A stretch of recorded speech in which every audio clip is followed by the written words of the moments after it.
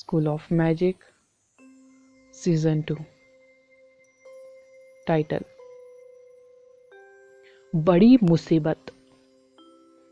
मुझे लगता है यह ठीक है, किसी भी तरह हमें इसे तुरंत सामने लाना चाहिए, चाहत ने कहा।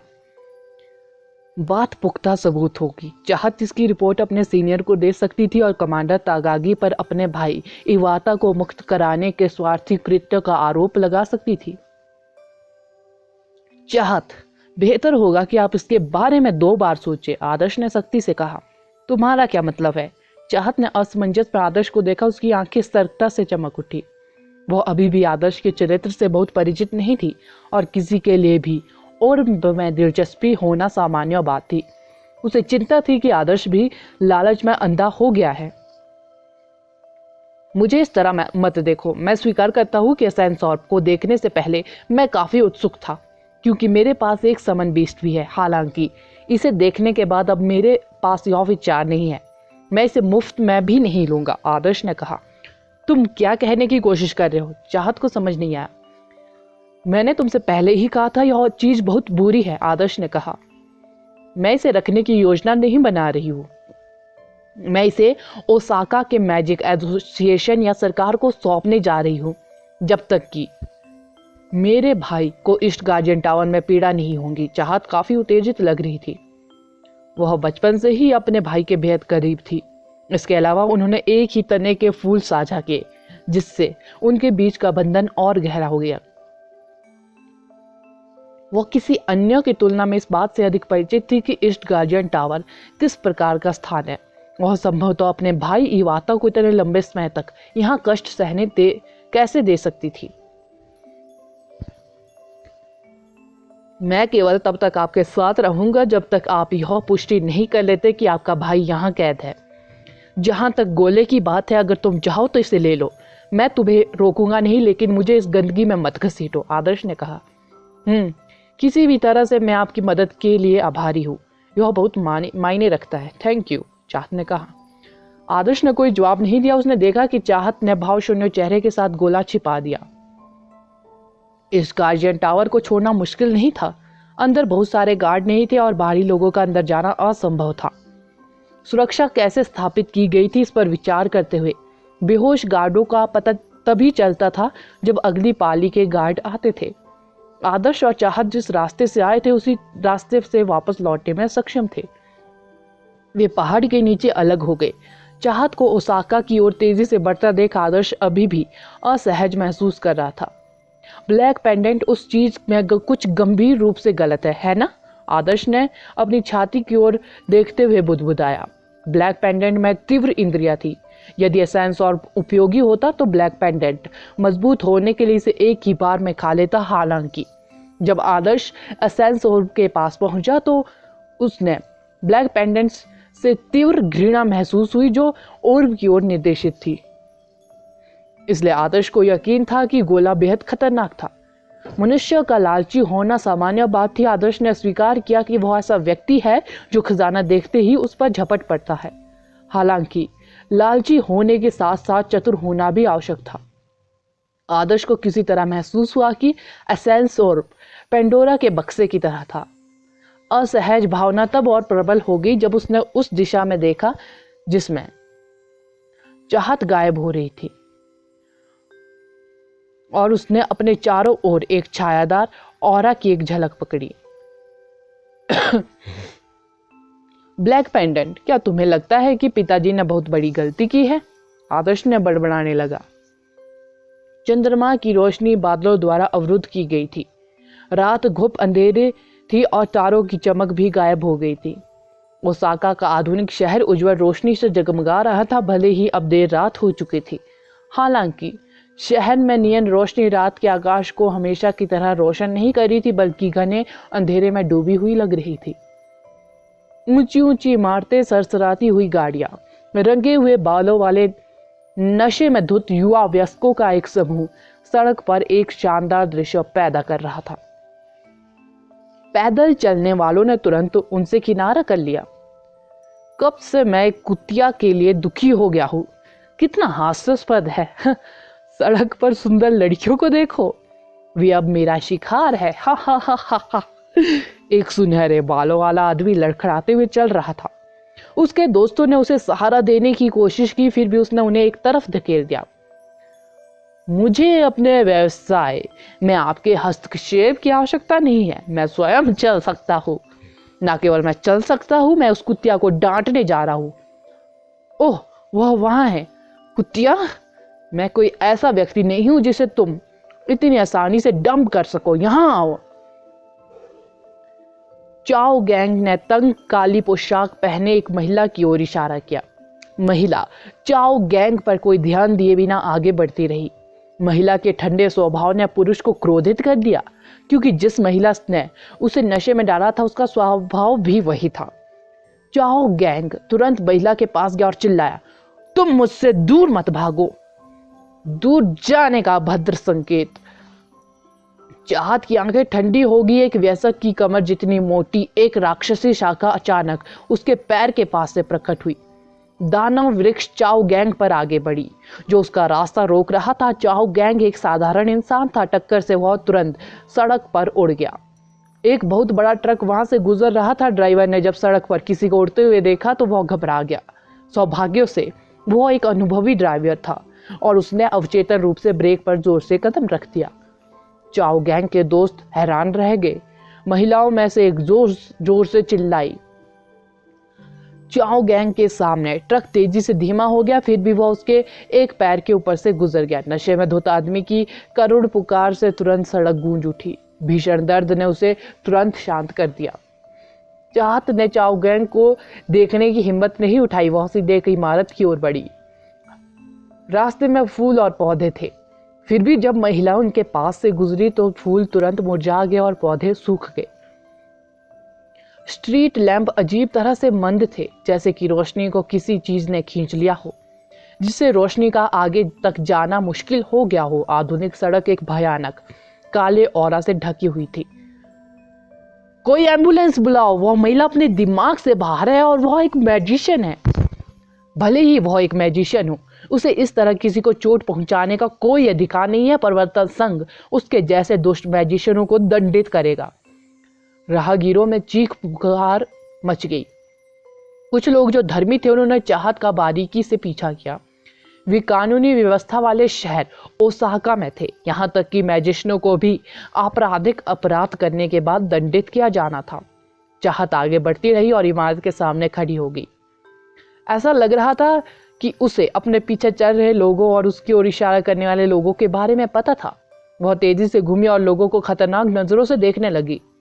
किसी ने देखा कि इमारत की फ्रांसीसी खिड़कियों पर महिला का प्रतिबिंब उसके लुक से बिल्कुल अलग था। यह एक भयानक काली आकृति थी जिसके तंबू लाल चमक से ढके हुए थे। सड़क पर खड़ी आकृति एक महिला थी, फिर खिड़कियों पर छाया एक भयानक राक्षस की थी। अविश्वसनीय दृश्य देखकर राहगीर घबराकर चिल्लाने लगे। School of magic season 2 title, एक परजीवी दुष्ट डीमन। काली आकृति में केवल बिना सिर वाला शरीर था। उसकी भुजाएं दोनों तरफ लड़खड़ा रही थी, कनखजूरे की तरह मजबूत और मांसल। सबसे भयानक बात यह थी कि राक्षस की छाती पूरी तरह से लाल लाल आंखों से ढकी हुई थी, बर्फीली नफरत से भरी हुई। जब वे सड़क पर पैदल चलने वालों को घूर रही थी तो सभी की आंखें पुतली और लड़खड़ा रही थी। चाहत घूम गई। उसके चेहरे की जगह एक भयानक मुखौटे ने ले लिया, जिससे लोग तुरंत डर के मारे लड़खड़ाते हुए दूर चले गए। यहाँ तक कि मोटर चालक भी इतने भयभीत थे कि वे अपने स्टीयरिंग व्हील भी ठीक से नहीं पकड़ पा रहे थे। हमारा कबीला समुद्र में डीमन प्राणियों पर नजर रखने के लिए पहाड़ पर तैनात है। हम हर समय शहर की रक्षा के लिए अपने जीवन का बलिदान देने के लिए तैयार हैं।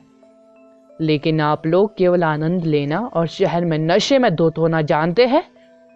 आप परजीवियों के झुंड के अलावा कुछ नहीं है। चाहत की आवाज अब बिल्कुल अजीब थी। उसकी वास्तविक आवाज साफ और सुंदर होनी चाहिए थी, लेकिन उसके ऊपर एक अलग आवाज खड़ी कर दी गई।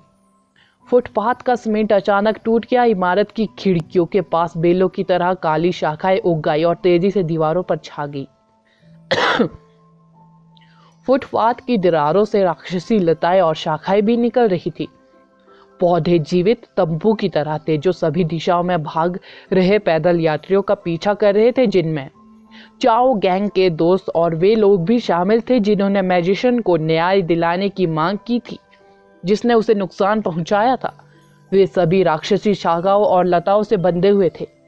अधिक राक्षस शाखाएं और पेड़ दिखाई दिए और चाहत के चारों ओर फैल गए। शुरुआत में केवल 1 दर्जन लोगों को बंदी बनाया गया था, लेकिन जल्द ही 30 लोगों को राक्षसी पौधे ने पकड़ लिया। काली बेलें पैदल चलने वालों के कान, नाक, गले के माध्यम से कीड़े की तरह उनके शरीर में घुस गई और यहाँ तक कि उनके छिद्रों में भी बेहद पतली शाखाएं घुस गई। पौधे से बंधे लोगों को चीखने तक का मौका नहीं मिला। उनकी त्वचा अचानक फूल गई क्योंकि उनके शरीर पर नई शाखाएं उग गई। उनकी त्वचा से अधिक फूल, शाखाएं और लताएं निकल रही थी। जीवित इंसानों को आधा इंसान आधा पेड़ राक्षसों में बदल दिया गया। एक भयानक दृश्य। इसे रोको, ऊपर से एक आवाज आई। चाहत ने अपना सिर उठाया और पास की एक दुकान की छत पर एक आदमी को खड़ा देखा। सड़क पर छाए अंधेरे में उसकी काली भूरी आंखें असाधारण रूप से चमक रही थी। यह आप है? चाहत ने उस आदमी की ओर देखा। उसकी निगाहें कुछ मैत्रीपूर्ण नहीं थी। मैं चिंता करना बंद नहीं कर सका, इसलिए मैंने आपका अनुसरण करने का निर्णय लिया, जैसा कि मैंने सोचा। देखो तुम क्या कर रही हो? आदर्श उससे एक निश्चित दूरी पर रहते हुए चिल्लाया। मैं? चाहत ने अभी भी अपनी चेतना बरकरार रखी है। उसने अपने आसपास देखा और देखा कि लोग भाग रहे थे, किशोर लड़कियां चिल्ला रही थी और बच्चे उसके डर से आंसू बहा रहे थे। हर कोई उसे ऐसा देख रहा था जैसे वह कोई राक्षस हो। जब उसने राहगीरों को देखा कि वह पौधों में बदल गए हैं तो वह तुरंत कुछ कदम पीछे हट गई। सड़क पर मौजूद दानव शाखा और लताओं को तुरंत हटा लिया गया। चाहत ने तेजी से उन्हें वापस बुलाया। पास की इमारत की दीवारें भी सामान्य हो गई। चाहत ने पलटकर खिड़की में अपने प्रतिबिंब को अविश्वास से देखा। उसके हाथ पर सार गोला जमीन पर गिर गया। चाहत ने ऐसा व्यवहार किया मानो उसने अभी अभी कोई शैतान देखा हो। वह जल्दी से कक्षा से दूर चली गई, दोबारा उसे छूने की हिम्मत नहीं की। यह चीज वास्तव में बुरी है। बेहतर होगा कि आप इसे दोबारा ना छुएं। हो सकता है कि आपको यह पसंद ना आए, लेकिन मुझे डर है कि आपके भाई इवातो को भी गोला द्वारा नियंत्रित किया गया था। वह आपसे एसेंस और को ले जाने के लिए कहकर आपकी जान खतरे में डाल रहा है। आदर्श चाहत तक गया और उसे गोले का अवलोकन किया जो काला ऑरा प्रकट कर रहा था। आदर्श भी इतना साहसी नहीं था कि एसेंस ऑर्ब को छू सके। यह उसकी कल्पना से भी अधिक डरावना था। सौभाग्य से चाहत की मानसिक शक्ति काफी अधिक थी और काला ऑरा द्वारा उसे नियंत्रित करने में अधिक समय नहीं लगा। अन्यथा यह संभव था कि चाहत एक भयानक डीमन में बदल गई होती। कई अंगों और आंखों के साथ खिड़की में प्रतिबिंबित राक्षस प्राणी संभवतः एसेंस ऑर्ब का परजीवी रूप था। आदर्श ने बहुत सारे राक्षसी जीव देखे थे, फिर भी जब उसने खिड़की पर छाया देखी तो वह चौंक गया।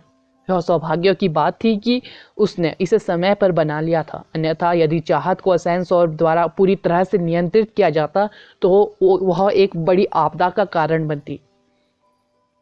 मैंने पहले ही लायक राम जी को सूचित कर दिया है, वह यहाँ आ रहे हैं। उनके आने से पहले इसे ना छूना बेहतर है, आदर्श ने चाहत से कहा। चाहत अभी भी अचेतन अवस्था में थी। वह शून्य अभिव्यक्ति के साथ आदर्श के खिलाफ झुक रही थी। जिन निर्दोष लोगों को वह पहले नियंत्रित कर रही थी वे सभी जमीन पर गिर गए थे। उनके शरीर धीरे धीरे सामान्य हो गए। हालांकि उनमें से किसी में भी अपने शरीर पर डीमन पौधे के कब्जे से अविश्वसनीय दर्द का अनुभव करने के बाद आसपास रहने का साहस नहीं था। वे तुरंत घबराकर भाग गए। चाहत ने कहा, थैंक यू, धन्यवाद। मैंने कभी नहीं सोचा कि मेरा भाई मुझे सच न बताकर धोखा देगा। वह एसेंस ऑर्ब की खोज करने वाले पहले व्यक्ति थे। इस प्रकार वह निश्चित रूप से इससे सबसे अधिक प्रभावित था। शायद वह अब आपका भाई नहीं है, आदर्श ने कहा। आदर्श ने ड्रॉबिस पर जो देखा उसके बाद उसका दृढ़ विश्वास था कि वाता एक बिल्कुल दयालु व्यक्ति नहीं था। तीनों निर्दोष गार्डों को बिना किसी दया के पुल से नीचे फेंक दिया गया और वे तुरंत राख में बदल गए। जिस व्यक्ति ने इतनी क्रूर तरीके से गार्डों की हत्या की उसके मन में कोई बुरे इरादे कैसे नहीं हो सकते। ऐसा कहा जा रहा है कि दुष्ट एसेंस ऑर्ब मुख्य समस्या थी। आदर्श ने जब पहली बार इसे देखा था तब से वह असहज महसूस कर रहा था। सौभाग्य से वह इतना सतर्क था कि उसने चाहत का पीछा किया और देखा कि कैसे एसेंस ऑर्ब ने उसे अपने नियंत्रण में ले लिया था। उसे तुरंत पता चल गया कि गोला वास्तव में एक राक्षस था। जो कोई भी इसे छुएगा यह उसे अपने वश में कर लेगा। खिड़की पर छाया उसका असली रूप था। यदि प्राणी को आजाद कर दिया गया तो भगवान जानता था कि यह किस प्रकार की भयानक आपदा लाएगा। पुलिस काफी जल्दी पहुंच गई। उन्होंने तुरंत इलाके को सील कर दिया। उनके बाद ओसाका के सिटी हंटर्स आए। उन्होंने आदर्श और चाहत को सावधानी से घेर लिया, लेकिन वे इतने करीब आने से डर रहे थे। आदर्श ने उनसे संवाद करने की कोशिश की ताकि उन्हें करीब आने से रोका जा सके। चाहत को अंततः होश आ गया। अपनी पहचान बताने के बाद उसने तुरंत जापानी भाषा में सिटी हंटर्स को स्थिति समझाई और उन्हें वहीं रहने के लिए मना लिया जहां वे थे। अगला एपिसोड जानने के लिए बने रहे मेरे इस चैनल के साथ। Thank you.